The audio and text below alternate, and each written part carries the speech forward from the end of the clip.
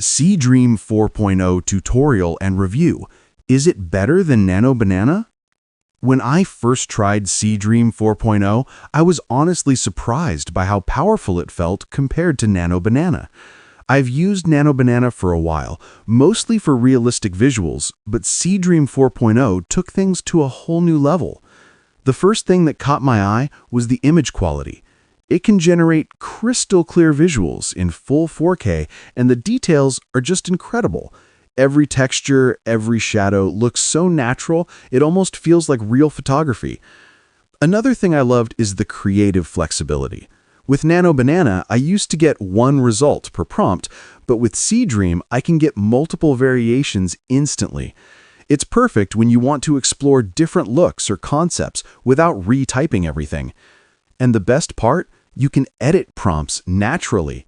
Just type something like, add a sunset or remove the background, and it updates the image right away.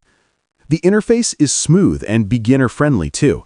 I didn't need to adjust anything complicated. Everything worked seamlessly.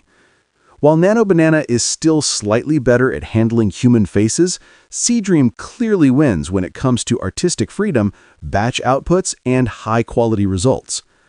After using both, I can say Seedream 4.0 is the more advanced option. It's fast, accurate, and fun to experiment with. If you're a designer, content creator, or student exploring AI art, you'll definitely enjoy working with it. You can also check it out through Galtech's School of Technology and see how it's helping creators stay ahead in the AI world.